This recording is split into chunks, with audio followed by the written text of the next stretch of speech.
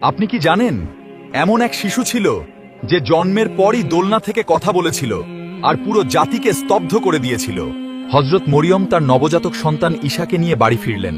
লোকেরা তাকে দেখে হতবাক হয়ে বলল, তুমি তো পবিত্র নারী ছিলে, এটা কি করলে? মরিয়ম আলাইহিস সালাম কিছু বললেন না, তিনি নিশ্চুপ থাকলেন। লোকেরা আরো বেশি রেগে গিয়ে বলল, তোমার বাবা মাও সৎ ছিলেন। তখন মরিয়ম আলাইহিস সালাম দোলনায় থাকা শিশুর দিকে ইশারা করলেন। লোকেরা অবাক হয়ে বলল, শিশুর সাথে আমরা কিভাবে কথা বলবো? ঠিক তখনই দোলনা থেকে আওয়াজ এলো। শিশু ঈসা আলাইহিস সালাম কথা বলতে শুরু করলেন। এই কাণ্ড উপস্থিতি থাকা সবাই দেখে স্তব্ধ হয়ে গেল। ঈসা আলাইহিস সালাম বললেন, আমি আল্লাহর বান্দা।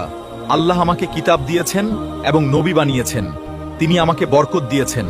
তিনি আরো বললেন, আল্লাহ আমাকে নামাজ ও জাকাতের নির্দেশ দিয়েছেন। তিনি আমার মাকে সম্মানিত করেছেন। আমার জীবনের প্রতিটি দিনে শান্তি থাকুক এবং তিনি আমাকে অহংকারী অবাধ্য করেননি। আমাদের থেকে আরো সুন্দর ইসলামিক ভিডিও পেতে আমাদের ইউটিউব চ্যানেলটি সাবস্ক্রাইব করুন এবং ভিডিওতে একটি লাইক দিন।